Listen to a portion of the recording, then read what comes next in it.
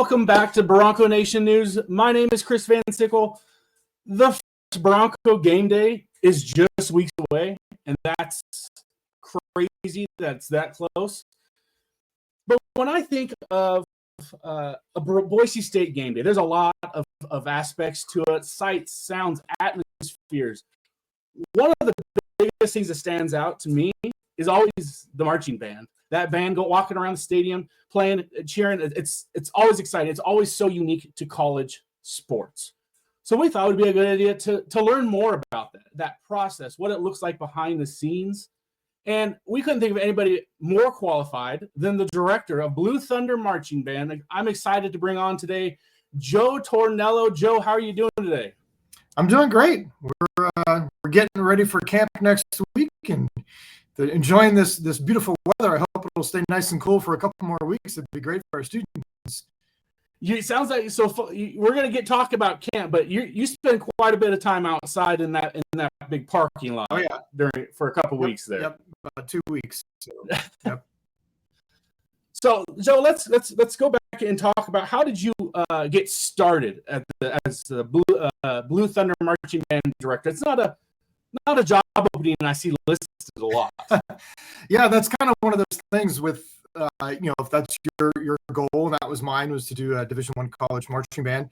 You kind of got to go where the jobs are, much like the coaches. If there's no openings, well, you're not going there. So I was finishing up my doctorate at the University of Kentucky, and this job was posted, so I applied and came out, and that was my first experience in Idaho. And pretty great city, Boise, and obviously it's changed a lot in the last 15 years since I came here. But yeah, it was great. You did the interview process and got hired, and have been here since. That's exciting. So you've been here 15 years? This starts my 15th season. Yep.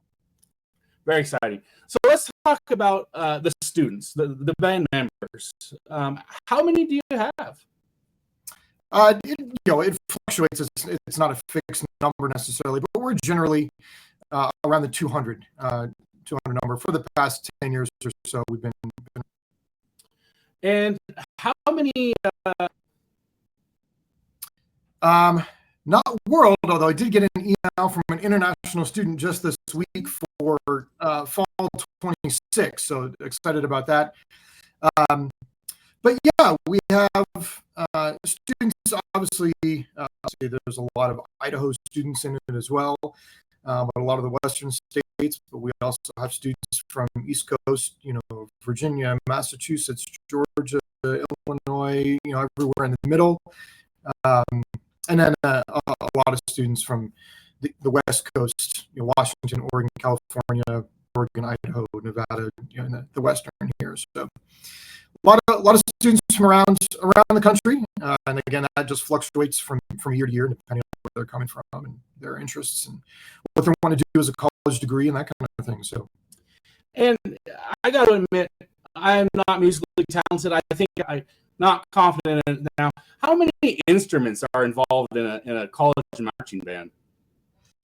We've got about a dozen. If you look from the woodwind side, we have piccolos, clarinet, alto sax, tenor sax. So that's our woodwind choir. Then we have the brass, trumpets, mellophones, trombone, baritone, and tuba. And then we have the drum lines. So within the drum line, there's 4 components there: snares, tenors, bass drums, cymbals. And then we have our visual part, which they're not instruments, but the color guard. So they spin flags and different props and that kind of thing. And our twirler. Then we have our drum majors, and they don't play anything while they're a drum major, but they're obviously conducting on the podium, leading the band through performances, both on the field and in the stands, anything else that we're doing. But to have been a drum major, they have to be in the band for at least a year, 1 year prior, so they have a general understanding of how things work, what they do, and all that kind of. And when I'm not interviewing about March, share of recruiting yourself, talk to me about that process of identifying possible band members and getting them to Boise. Sure. Yeah, I mean, there are a lot of different phases to it. And unfortunately, we don't have dedicated recruiters that that's their sole job type thing. So, the local students go out and visit rehearsals, concerts, that kind of thing. And then we also do some out of the area recruiting, visiting metropolitan areas around the western part of the country here, going to band rehearsals, football games, practices, that kind of stuff, to recruit students. And then, obviously students can see our videos on YouTube or websites and that kind of stuff. And they sometimes reach out to us and say, hey, I'm coming to Boise, can we meet? So it happens a lot of different ways. Just depends on kind of where they're from and their interests and what they're doing, and then what they want to do as far as a degree. Sometimes a student will be interested in a degree that Boise State offers, and then they realize, like, oh, I can also do the marching band. So a lot of students think I'll have to be a music major to be in the marching band. But the reality is about 75 to 80% of the students in the marching band are not music majors, which most people are pretty surprised to hear that when they see and hear the group play and perform, because we generally perform at a pretty high level, and that's our goal, and everybody rises up to that occasion. So similar to the football team, you're going to be going into a fall camp here. I think you said next week. Right. Yep. What does a day in the fall camp of the Blue Thunder Marching Band look like for a member? It's long. And we start staggered. So on Tuesday, the drum line and the color guard come, and they get 2 days on their own before we add the rest of the band. On Wednesday, we have sessions with our leadership, section leaders, do some training there. And then Thursday was our full band registration. And then Thursday night is our first kind of sit down and put things together. And then after that, basically Friday through the weekend, all the way through the next Friday, which ends with our freshman convocation. It's basically 3 rehearsals a day, 9 in the morning to noon in the parking lot learning drill. So if you're driving down Broadway, you'll see us out there, weather permitting, as long as the smoke doesn't blow in. We've had that challenge the last couple of years for sure. Then in the afternoon, 1 to 4, we're practicing indoors, doing specifically music. Then we have dinner and uniform fitting, so students get fit in their uniform. And then the evening, 6 to 9 is a combination of, they do some sectional work. So they're in smaller groups by instrument. And those are student-led sectionals. So they're working on the nitty-gritty things that are more pertinent to their section. And then 7 to 9, we're back out in the parking lot, continuing to work on learning the drill and putting the music with that and all the maneuvers that go with that. So 12 hours for that week. It's a lot. We get a ton done. And really, we try to get a lot done before school starts, where they have the academic rigors that start to, obviously, that's why they're here, to get their degree and pursue their degree and whatever that looks like. So we get a lot done during that camp, and we go after it pretty hard. So, yeah. All right. So you wake up, it's the morning of the Eastern Washington game here in a couple of weeks. What is your day looking like? Talking about from the band's perspective? Yeah. Yep. Yeah, so call time at the band hall here is typically 4.5 or 5 hours before kickoff. So everything is built around when kickoff is, and then we work our way back from that. But call time, everybody shows up. We do some stretches, warm-up stuff. Musically, drums and color guard are doing the things that are pertinent to them as far as their warm-up. That's about 30 to 45 minutes. And then we have a 30-minute run-through on the blue. So we run through pregame, run through halftime, spot check, go back and deal with anything that needs to be addressed. Then we come back, put stuff away. The band eats a pregame meal. Some of the students go and do the Bronco walk at that time. Then everybody gets dressed. We do another quick warm-up and a tune in the cabin, kind of our pregame hype thing. We do the tailgate parade, make our way around the stadium, which is always a blast and a great opportunity for our students to interact with fans, and especially, kids love coming in and high-fiving the band and that kind of thing. Then we make our way into pregame. We usually have about 15 minutes to kind of catch our breath, grab a bottle of water. We come out and do the pregame performance, and off we go with pregame and everything that goes with that. And then we're into the game and game flow and playing throughout the game. Halftime, get done. Play the fight song at the end, obviously after a victory most of the time, which is pretty great. And then, we come back into the band hall here, have a debrief, talk about what the next week is going to look like, and get uniforms hung up and put away and go home. So, all in all, it's probably about a 10-hour day from the start to the end for students and staff. And talking about that halftime performance, who makes the choice in what that performance is going to be, or the theme of it? So it's actually a really long process, but we start in January.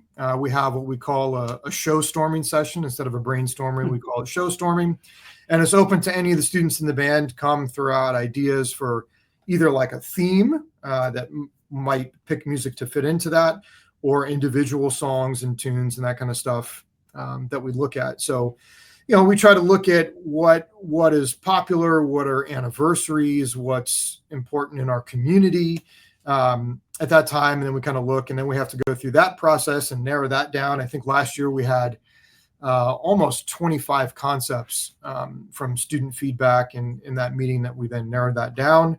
Then we have to go through the process of, can we get the rights to arrange that music? So most of the time we can get that, but there's some times where we have to pivot and change because arranger or the composer is not interested in having their music arranged by somebody. So we go through that process, and that kind of takes us into the middle of the summer. And then the drill, the formations that the band makes on the field, that's what we're working on now, getting that prepared. And then when we get to camp, we're putting all that stuff together. So it really is about an 8-month process from start to finish, and even longer than that if you're looking at some of the stuff that we do in November for those later game performances in the season. And I know this because my mom, who shout out to Ann Hill for an alum of the Blue Thunder marching band herself, she's told me some of the physical rigors of being in a marching band. Can you explain to those that don't really know, how physical is it to be out there marching around? And there's got to be so much more to it. Yeah, there's a lot. I mean, if you just look at the simple instruments, the weight of carrying some of the drums or a sousaphone, and then the body control of, they're moving, they're breathing, they're memorizing. There's a lot of physical demand that may not be the same as like trying to bench press, 250 pounds. But it's a different muscle group. I was a percussionist, and I put on a set of tenors quads last year for the first time in a long time. And those muscles are not the same as they were when I was younger. That's for sure. So, students make it look easy. And in fact, in one of the classes that I teach for our music education majors, we go through an evening where everybody puts on a drum and does that. And everybody picks up a flag and has to spin, toss, and catch is the goal. And I think there's a lot of specialized skills, the same way that athletes have certain skills. Maybe you're an outside shooter, or you're the quarterback, or you're an offensive lineman. The skills that you have, you develop those skills and talents on your specific instrument. What all goes into that? So, yeah, there's a lot of physical demand. If you even look at like the run on for pregame, it's 180 beats a minute. So they're taking 3 steps every second, running in, coming in, and then they've got to control their breath and play with the biggest sound we can possibly create for that opening impact of pregame. So, we talk about that. We do a lot of training and breathing exercises and try to control that to the best we can and do all those things. So, yeah, there's probably looks a lot more difficult than what some folks may appear, or hopefully how easy we make it look most of the time. So.